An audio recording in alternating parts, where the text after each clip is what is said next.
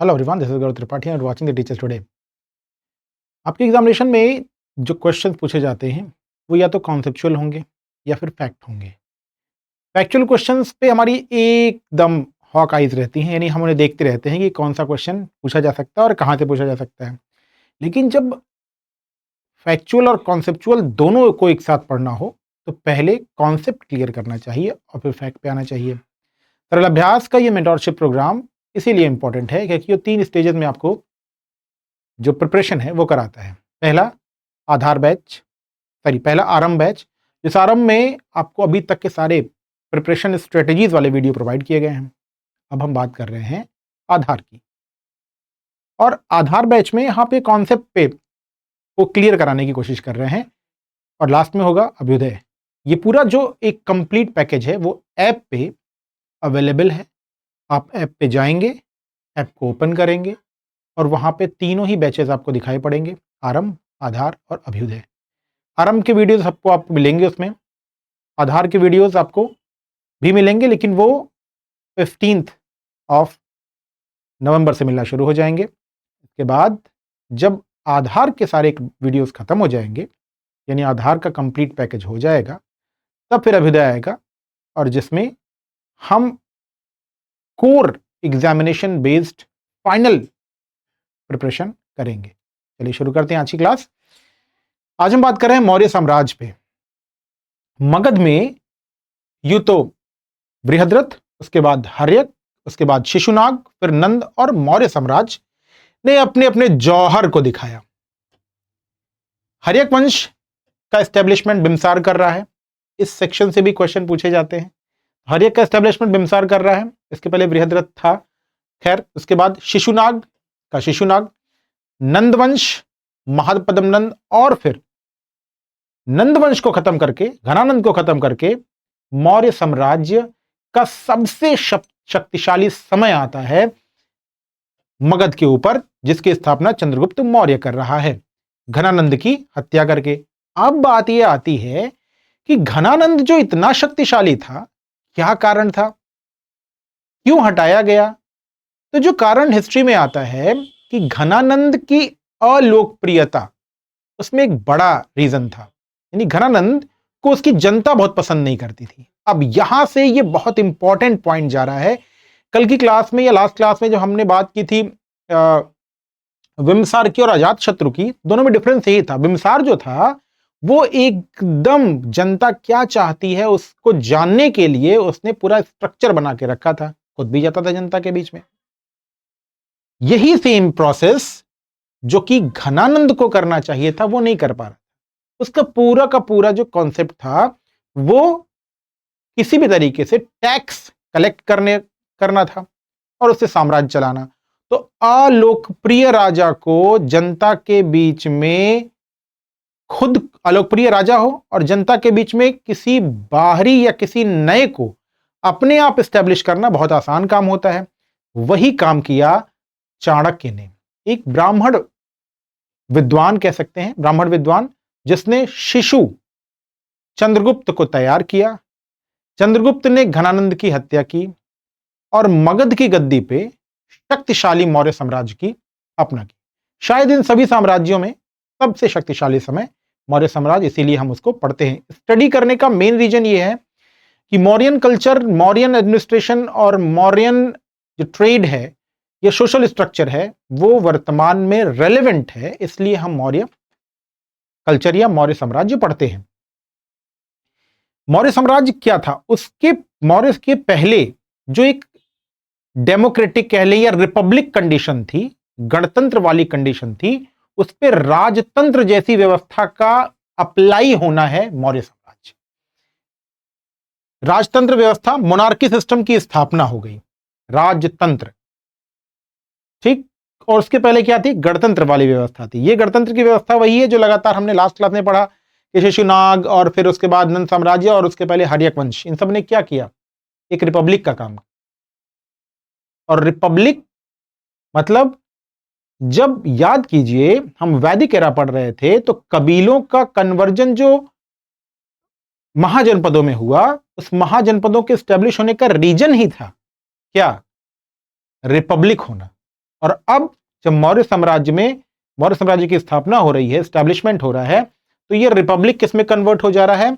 ये monarchy system में convert हो रहा है। और पहले एक फिगर देखिए कि मौर्य साम्राज्य को हम क्यों पढ़ रहे हैं। साउथ इंडिया के, दक्षिण भारत के इस छोटे एरिया को छोड़ दिया जाए तो पूरा इलाका जो वर्तमान का तेलंगाना का रीजन है, वहां से लेकर के और बर्मा के रीजन से लेकर के लगभग ग्रीक क्षेत्र तक विस्तार था, हो गया था। किसका विस्तार हो गया था? मौर्य साम्राज्य का। इसीलिए सिकंदर ने आक्रमण भी किया था, क्योंकि एक जो रीजन था वो कहां जाके मिल रहा था? वो ग्रीक्स के पास से मिल रहा था। इसीलिए सिकंदर ने आक्रमण किया था एकदम वेस्टर्न पार्ट पे। अब देखते हैं मौर्य एम्पायर की खास बात क्या थी। एक तो चंद्रगुप्त मौर्य ने एस्टैब्लिशमेंट किया, कहां तक कर लिया? पंजाब और सिंधु नदी के पश्चिमी क्षेत्र तक। अभी जिसकी हम बात कर रहे थे, यहां पे पंजाब, यहां पे है इंडस, और ये इंडस का जो रीजन है इसके वेस्टर्न साइड तक क्या कर लिया था? पश्चिम में स्थित क्षेत्र जीत लिया, और जीत के बनाया। इसीलिए कहते हैं राजतंत्र वाला सिस्टम था, उसने जीत के बनाया, ताकत से बनाया। फिर उसके बाद बिंदुसार आता है, मौर्यन एम्पायर को मैसूर तक पहुंचाया। बिंदुसार ने क्या किया? मौर्यन एम्पायर को कहां तक पहुंचाया? मैसूर तक पहुंचाया। फिर उसके बाद अशोक, सबसे फेमस किंग हुआ मौर्यन साम्राज्य का। पहले चंद्रगुप्त मौर्य, उसके बाद दूसरा सबसे फेमस बिंदुसार, और फिर सबसे फेमस होता है अशोक। ये तीन आपको मौर्यन साम्राज्य में एकदम याद रखने हैं। जब हम अभ्युदय का क्लास करेंगे तब हम इसको और डीपर फॉर्म में पढ़ेंगे। लेकिन जब भी आपके पास मौर्यन साम्राज्य आए तो तीन नाम याद रखिएगा। एक है चंद्रगुप्त मौर्य, दूसरा बिंदुसार, और तीसरा अशोक। अशोक और बिंदुसार में एक बेसिक फर्क है कि बिंदुसार ने मैसूर तक तो पहुंचा दिया, लेकिन कलिंग नहीं था। उड़ीसा वाला जो पार्ट था वो अभी भी मौर्यन साम्राज्य में नहीं मेंशन था। ये कलिंगा वाला जो सेक्शन है ना, ये मौर्यन साम्राज्य में उड़ीसा का नहीं था। बस अशोक के मन में एक ज्वाला थी कि सब जीता है, कलिंग क्यों नहीं है? तो फिर उसने कलिंग को जीतने की कोशिश की। कलिंग ने बहादुरी से लड़ाई की, और उसके लिए अशोक ने असंख्य लोगों की हत्या की, युद्ध में ही हत्या की। अब उस कंडीशन में अशोक, जिसे प्रियदर्शी भी कहते थे, अशोक को प्रियदर्शी भी कहते थे, तो अशोक जिसने कलिंग को जीता, अब उसके जो शासनकाल है उसका 12th ईयर, अशोक के शासनकाल का 12th ईयर, वहां पे वो क्या कर रहा है? अब उसे लग रहा है बहुत हत्याएं कर चुके, अब मुझे पीस में जाना चाहिए। और पीस में जाने के लिए उसने क्या किया? लोगों को शिक्षाएं देने की कोशिश की। अब जब आपको शिक्षा देना है तो आप क्या करेंगे? आप एक सर्कुलर जारी करेंगे, आप एक पेपर जारी करेंगे। वर्तमान समय में कहें तो सोशल मीडिया पे हम एक वीडियो बनाएंगे, ज्यादा लोगों को हम अफेक्ट कर सकते हैं। लेकिन तब तो ऐसा कुछ था नहीं। तो अशोक ने क्या किया? जो राजाज्ञाएं, राजा की आज्ञा दी जानी थी, उन राजा की आज्ञाओं को उसने कॉलम यानी खंभों पे खुदवाया, उसने पत्थरों पे लिखवाया। और इन राजाज्ञाओं में जिसको उसने कॉलम या खंभों या पत्थरों पे लिखवाया, उसमें कौन कौन सी राजाज्ञाएं थी? क्योंकि अब वो युद्ध नहीं करना चाहता था, तो उसने धर्म की बातें शुरू की, रिलीजन की, शासन की बातें शुरू की, रूल की, और एक दूसरे के प्रति जो हमारा बिहेवियर हो वो कैसा हो। हम पढ़ते हैं ना कि अशोक का स्तंभ मिला।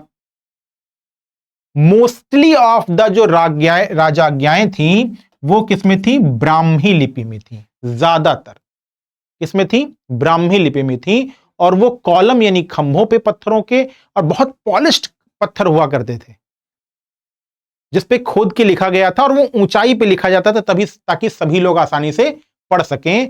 तो जो राजा को आज्ञा, राजा को आदेश या राजा जो बात दूसरों को बताना चाहता था, स्पेशली अशोक, उन्होंने 3 अलग अलग सेक्शंस में, यानी धर्म की बातें, शासन की बातें और एक दूसरे के प्रति बिहेवियर की बातें उन जो पत्थरों पे खुदाई हुई, कॉलम में खुदाई हुई, उस पे लिखवाया। और अशोक ये चाहते थे कि हम सब आपस में मिल के रहें, एक दूसरे के साथ रहें, समाज में कोई बैर बर्ताव ना हो, एक दूसरे के हम एंटी ना रहें, एक दूसरे के साथ रहें। ये अशोक की थिंकिंग थी। जब कलिंग जीतने के बाद वो युद्ध करने की लिए प्रण कर लेता है कि हम युद्ध नहीं करेंगे। तो एक दूसरे के लिए हमारा बिहेवियर, बहुत एटमॉस्फेयर राज्य का बहुत अच्छा रहे, बिहेवियर बहुत अच्छा रहे, युद्ध के बगैर हर चीजों का हल होना चाहिए, ये अशोक की थिंकिंग थी। और इसीलिए उसने राजाज्ञाएं या रॉयल डिक्री जारी करने की शुरुआत की। रॉक्स और कॉलम पे उसे खुदवाया। अशोक वॉज अ बौद्ध, और वह बौद्ध धर्म का प्रचार करना चाहता था। अशोक एक बौद्ध था, बौद्ध धर्म का प्रचार करना था। इसका सबसे अच्छा एग्जाम्पल मिलता है जब उसने अपने पुत्र को, अशोक उन सोशल आइडियल्स में विश्वास रखता था जो बौद्धिज्म में कही गई हैं, और उन सोशल आइडियल्स में सबसे इंपॉर्टेंट है कि वो शांतिपूर्ण, पीसफुल्ली काम करना चाहता था, और लोगों से भी कहता था कि you have to be peaceful और सदाचारी, वर्चुअस बनिए। इन आदर्श को अशोक ने क्या कहा? धम्म। अशोक के धम्म, और ये धम्म जो है ये कन्वर्ट हुआ है धर्म से। तो धम्म जो है वो धर्म से कन्वर्ट हुआ है, जिसमें लोगों का पीसफुल रहना और लोगों का एक दूसरे के साथ मिलकर रहना, लोगों का सदाचारी यानी वर्चुअस होने की बात, धम्म की बात, जो आइडियल्स हैं वो अशोक ने रिलीज किया, उसे हम धम्म कहते हैं। अब अशोक को की जो राजाज्ञाएं हैं और अभिलेख हैं, दो चीजें हैं, राजाज्ञाएं और अभिलेख। तो राजाज्ञाएं जो थी, जो उसने डिक्रीज कही थी, वो डिक्री मोस्टली ब्राह्मी लिपि में है, और जो उसने अभिलेख लिखे हैं वो मोस्टली किसमें है? वो प्राकृतिक भाषा, प्राकृत भाषा में है। दो अलग अलग पॉइंट्स हैं, याद रखिएगा कि अशोक की जितनी भी डिक्री हैं, राजाज्ञाएं हैं, वो किसमें है? वो ब्राह्मी लिपि में है। और जितनी भी उसकी प्रशस्ति हैं, सॉरी अभिलेख हैं, वो किसमें है? वो प्राकृतिक, प्राकृत भाषा में है। दो अलग अलग भाषाएं अशोक से रिलेटेड हैं, एक ब्राह्मी, एक प्राकृत। अभिलेख प्राकृत में है, और जितना भी यानी जो बातें लिख के रखी हुई हैं पुस्तकों में, ग्रंथों में, वो सब प्राकृत भाषा में है, और राजाज्ञाएं मोस्टली अभिलेख में, मोस्टली ब्राह्मी लिपि में। अशोक के टाइम सबसे एक बहुत इंपॉर्टेंट बात, धर्म, समुदाय या पंथ, जिसने अशोक को बहुत रिच वर्चुअली बनाया, वो क्या? एक था ब्राह्मण समुदाय और दूसरा था श्रमण। धर्म समुदाय में दो था, एक था ब्राह्मण, एक था श्रमण। श्रमण में वो लोग थे जो बौद्ध, जैन या ब्राह्मणों की बातों को या उस बिहेवियर को नहीं मानते थे। यानी ऐसे धर्म या समुदाय के मानने वाले लोग जो ब्राह्मण, जैन, बौद्ध की बातों को नहीं मानते थे, उन्हें क्या कहते थे? उन्हें श्रमण कहते थे। तो जो रिलीजियस लोग थे वो दो टाइप के थे, एक तो ब्राह्मण और दूसरे श्रमण। अशोक की राजाज्ञाएं, रॉयल डिक्री जो थी, वो बलुआ पत्थर पे खोदी गई, और कहां खोदी गई? ऊंचे भागों पे खोदी गई, ताकि आसानी से लोग पढ़ सके। सैंडस्टोन पे, सैंडस्टोन पे लिखना आसान काम है, ठीक है? जो हम सिल यूज करते हैं मोस्टली, उसमें भी सैंडस्टोन होता है। जो चक्की यूज की जाती है उसमें सैंडस्टोन होता है, वो सब सैंडस्टोन है। उस पर खुदाई करना आसान काम होता है, और बहुत समय तक चलती है। एक बार घिस गए ना तो बहुत समय चलती है, क्योंकि इसमें वाटर जो जा पाना आसान काम नहीं होता है। कॉलम के टॉप पर सबसे शीर्ष पे 3 जानवर थे जिनके फोटोज मिले हुए हैं। कौन कौन? हाथी, सांड और सिंह। सिंह तो आपका बनारस का अभिलेख में, आपने बनारस में सारनाथ का देखा ही है, इस पे 4 शेर हैं, और वही स्वतंत्रता के बाद भारत का स्टैंप बना। अशोक के प्रशासन सब बहुत इंपॉर्टेंट। अशोक का प्रशासन, जो लोग एडमिनिस्ट्रेशन, पब्लिक एड पढ़ते हैं, अशोक का प्रशासन कंपलसरी पढ़ते हैं, वो सब कुछ देखिए, आपको वर्तमान की बातें अशोक के प्रशासन में मिलेंगी। एक एक करके देखते हैं। अशोक का प्रशासन, इसकी जानकारी कॉलम के डिक्री से मिली हुई है। जो अभिलेख, जो प्रशस्ति या पत्थरों पे लिखी हुई बातें जो कॉलम में थी, उस पे खंभों पे जो लिखा हुआ है, वहां से अशोक के बारे में हमें जानकारी मिलती है प्रशासन की। अशोक कहता था कि मैं अपनी प्रजा की, राजा होता है उसे प्रजा की देखभाल बिल्कुल अपने बच्चे की तरह करनी चाहिए। वह स्वयं पिता है और उसकी जो प्रजा है वो उसका क्या है, बच्चा है। तो उसने वो कहता था कि सभी मनुष्य मेरे बच्चे हैं। प्रजा की देखभाल के लिए क्या किया उसने, अच्छी सड़कें बनवाई ताकि लोग एक दूसरे के पास बिना किसी बाधा के आसानी से पहुंच जाएं। दूसरा काम किया कि सड़कों के किनारे वृक्ष लगाए। तो सोचिए, ट्रांसपोर्टेशन के लिए आज भी सरकार क्या करती है, रोड बनवाती है, अच्छी रोड बनवाती है। रोड के किनारे क्या लगाती है, कंपलसरी है पेड़ लगवाना। और बीच बीच में जगहों जगहों पर यात्रियों के थक के विश्राम करने के लिए उसने क्या बनवाए, धर्मशालाएं बनवाई। और तब वाटर या पानी की व्यवस्था के लिए उसने कुएं खुदवाए। तो जनता की वो सेवा करना चाहता था अशोक, इसलिए तो महान कहलाया। फिर बाद में शासन करता था कहां से, पाटलिपुत्र से। और उसने जो पूरा प्रशासन बनाया था ना, उसके जो सबसे बड़े ऑफिसर्स होते थे वो पाटलिपुत्र राजधानी में होते थे। वो पता करता रहता था उनसे कि क्या चल रहा है सोसाइटी, समाज में क्या चल रहा है, प्रजा के बीच क्या चल रहा है। तो वो शासन पाटलिपुत्र से करता था और मंत्री परिषद से सलाह लेता था। नीति के इंप्लीमेंट के लिए ऑफिसर्स नियुक्त किए थे। जो पॉलिसी आज भी क्या है, सरकार राजधानी में रहती है, बड़े ऑफिसर्स यानी जो कैबिनेट सेक्रेटरीज होते हैं वो उसके पास होते हैं। कैबिनेट सेक्रेटरीज पहले ऑफिसर्स होते हैं, बाकी ऑफिसर्स कहां होते हैं, उसके सभी डिस्ट्रिक्ट्स में होते हैं, प्लेसेस में होते हैं। इवन विलेज तक भी एक ऑफिसर, जिसे ग्राम पंचायत सचिव कहते हैं, वो अलॉट किया जाता है।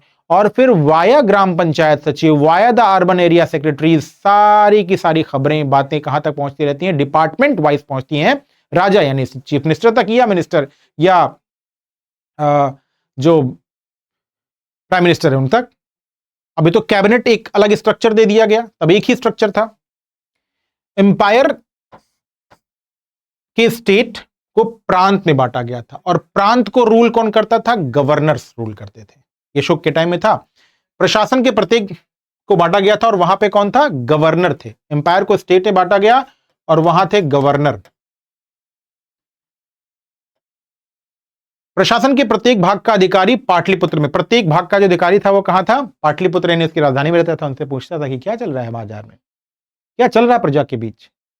तो ये जो स्ट्रक्चर आज भी है वो तब भी था। अधिकारी तो उसके पास, जो उसके मंत्री परिषद थे वो तो था ही था। एक स्ट्रक्चर जो ऑफिसर्स का डेवलप किया गया जो आज भी है, वो अशोक के टाइम, सोचिए अभी ये 300-200 बीसी की बात है, 100 बीसी की बात है। नगर का प्रशासन परिषद आज भी क्या है, नगर पालिका परिषद होती है, एक बोर्ड है ना। और 6 समितियां आज भी आप अपने आसपास की नगर पालिका 6 समितियां देखती थी। नगर का प्रशासन आज भी आप अपने नगर पालिका परिषद में जाइए, या आप अगर किसी नगर निगम में है तो आप देखेंगे वहां पे एक बोर्ड काम कर रहा है और उसके पास कमेटीज हैं। हर कमेटीज क्या करती हैं, अलग अलग डिपार्टमेंट देखती हैं। विशेष अधिकारियों का दल धर्म महामात्र कहलाता था, विशेष अधिकारी। अब ये विशेष अधिकारी क्या करते हैं, ये जांच करने के लिए आते थे। ऑडिट ऑफिसर सभी भी होते हैं ना, हर डिपार्टमेंट का ऑडिट ऑफिसर है। तो ये धर्म महामात्र जो हुआ करता था, ये चेक करता था, जाता था, समस्याओं को समझता था। तो स्पेशल, आगे एसटीएफ बनता है ना, स्पेशल टास्क फोर्स। तो स्पेशल टास्क फोर्स हर जगह बनती थी। तो ये अशोक के टाइम से ही बन रही है स्पेशल टास्क फोर्स, जो जाता था मंत्रियों, जो ये मिनिस्ट्री और ये ऑफिसर्स तो उसके थे ही, उनके बाद भी उसने स्पेशल टास्क फोर्स किया था जो ऑडिट ऑफिसर्स होते थे, आज भी हैं। तब उसने ऑडिट ऑफिसर खोल रखे थे। एम्पायर को स्टेट में, एम्पायर था, पूरे साम्राज्य को स्टेट में डिवाइड किया। स्टेट को गवर्नर रूल करता था। स्टेट को डिस्ट्रिक्ट्स में किया गया, डिस्ट्रिक्ट्स को विलेजेस में। ऑफिसर भी अटैच होते थे विलेजेस से। देखिए अभी इसी की बात हम कर रहे थे कि अशोक ने स्टेट में, state districts, district governor rule करता था, स्टेट गवर्नर रूल करता था, स्टेट को डिस्ट्रिक्ट में कन्वर्ट किया, डिस्ट्रिक्ट में डिवाइड किया, और डिस्ट्रिक्ट को विलेजेस में, और विलेजेस तक ऑफिसर्स थे, जैसे आज ग्राम पंचायत अधिकारी होता है। क्या स्ट्रक्चर बनाया था। अशोक ने पड़ोसी देश से क्या किया, मैत्रीपूर्ण संबंध बनाया। अशोक ने क्या किया, भैया मैत्रीपूर्ण संबंध बनाइए और किसी से अब झगड़ा नहीं करना, युद्ध ना करने को उसने ठान ही लिया था। अपने पुत्र महेंद्र को, ये देखिए अपने पुत्र महेंद्र को कहां भेज रहा है, श्रीलंका भेज रहा है। श्रीलंका राजा इतना प्रसन्न हुआ कि उसने बौद्ध धर्म अपना लिया। वो बहुत महेंद्र से भी खुश था, और खुश किससे था, अशोक से भी। धर्मदूतों का एक दल कहां पहुंचा, वेस्टर्न एशिया पहुंचा दिया, पश्चिमी एशिया में पहुंचाया। बौद्ध धर्म का प्रचार के लिए। अब यहां से थोड़ा सा ट्विस्ट आता है, देखते हैं अशोक के राज्य के बारे में जानकारी कैसे मिलेगी। अर्थशास्त्र, चाणक्य या कौटिल्य का वो ग्रंथ जो राजतंत्र कैसे चलाया जाता है उसके बारे में था। दूसरा, मेगास्थनीज की इंडिका, बहुत कम पार्ट इंडिका का बचा हुआ है, लेकिन सेल्यूकस निकेटर का जो राजदूत मेगास्थनीज था वो कुछ समय के लिए अशोक के टाइम में आया और उसने जो देखा, इंडिका में देखी हुई बातें हैं, और उसने क्या देखा, उसने समाज को देखा, भूगोल को देखा, शासन को देखा और संस्कृति को देखा, और वही सब जाके इंडिका में लिखा। कम पार्ट इंडिका का ही बचा हुआ है, लेकिन उसकी देखी हुई बातें थी इसकी, मेगास्थनीज की, और वो ग्रीक लैंग्वेज में लिखा था इसने इंडिका, ठीक है। और सेल्यूकस निकेटर का वो कौन था, राजदूत था। समाज में ज्यादातर लोग क्या, अधिकतर लोग क्या करते थे, खेती करते थे। खेती की दो भूमियां थी, या तो वो सरकारी भूमि पे खेती करता था या तो वो स्वयं की भूमि पे खेती करता था, लेकिन ज्यादातर लोग क्या करते थे, खेती करते थे। अब देखिए नगर में कौन लोग थे, नगर में मैन्युफैक्चरर्स थे। कौन कौन मैन्युफैक्चरर्स थे, या जो आर्टिस्टिक्स लोग थे, कौन कौन, जैसे बुनकर था, नगर में रहता था, बढ़ई नगर में रहता था, लोहार नगर में रहता था, कुम्हार नगर में रहता था। ये दो काम करते थे, बढ़ई, लोहार, कुम्हार, स्वर्णकार भी था उसमें, और बुनकर। ये क्या काम करते थे, ये दो काम करते थे। पहला काम, या तो राजा के लिए काम करते थे और या फिर प्रजा के उपभोग की वस्तुएं बनाया करते थे। इसीलिए ये सब मिलकर कहां रहते थे, नगर में, ताकि राजा के लिए भी काम कर सकें और ग्रामीण क्षेत्रों के लिए भी काम कर सकें। कुछ राजा के लिए कार्य करते थे, कुछ लोगों के उपयोग के सामान बनाते थे। ट्रेड विकसित अवस्था में था उस समय, क्या था, ट्रेड विकसित अवस्था में था, जिसका साम्राज्य इतना बड़ा हो, ग्रीक से लेकर म्यांमार तक हो, साउथ में मैसूर तक हो, उसका ट्रेड विकसित नहीं होगा, बिल्कुल होगा। किसान, कारीगर और सैनिक, इनकी जो संख्या थी वो अधिक थी। यानी ज्यादातर लोग क्या थे, या तो किसान थे या कारीगर थे या सैनिक थे, और पॉपुलेशन इनकी क्या थी, बहुत अधिक थी। जबकि जो राजा को सलाह देने वाले लोग थे, यानी ब्राह्मण, जैन और बौद्ध, उनका पॉपुलेशन क्या था, कम था। और खास बात कि ब्राह्मण, जैन और बौद्ध टैक्स नहीं देते थे, टैक्स ही नहीं देते राजा। आप देखिए इतना समृद्ध था, इतना पावरफुल था, तो क्यों खत्म क्यों हुआ, खत्म तो होना ही था।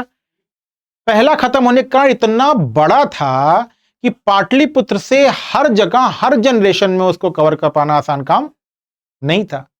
खासकर जो वेस्ट का इलाका है वो तो एकदम दूसरी ग्रीक के पास ही था, आक्रमण भी वहां पर हुआ, किसी ने मदद ही नहीं की। अशोक के उत्तराधिकारी क्या थे, बहुत दुर्बल थे, कन्वर्ज नहीं कर पाए, ट्रांसपोर्टेशन सॉरी कंट्रोल नहीं कर पाए। साम्राज्य के अधिक दूरी तक विस्तृत होना, हमने देखा ही पहले, इतना दूरी तक विस्तृत होगा, कंट्रोल नहीं कर पाएंगे। इतने बड़े साम्राज्य को चलाने के लिए टैक्स लेना, टैक्सेशन को रेगुलेट करना और साम्राज्य चलाना बहुत मुश्किल काम था। तो विशाल सेना और विशाल प्रशासन के लिए अधिक धन की आवश्यकता थी। ज्यादा टैक्स वसूलते तो जनता विद्रोह करने लग रही थी, यह बड़ी प्रॉब्लम आई। बखिया के ग्रीक राजाओं ने वेस्टर्न इंडिया पार्ट में, जो कि ग्रीक के पास था, आक्रमण कर दिया, राजा पर आक्रमण किया, और उस राजा को अकेले युद्ध करना पड़ा, किसी कोई मदद के लिए नहीं आया। तो जो अकेले युद्ध कर लेगा, किनारे पे रहेगा, तो फिर वो आपसे मदद क्यों मांगने आएगा, तो फिर अलग ही होगा वो अगली बार। 185 बीसी में पुष्यमित्र शंगु ने शुंग वंश की स्थापना की। यानी अब मौर्यन साम्राज्य के बाद कौन स्थापित हो रहा है, मगध की गद्दी पर शुंग वंश।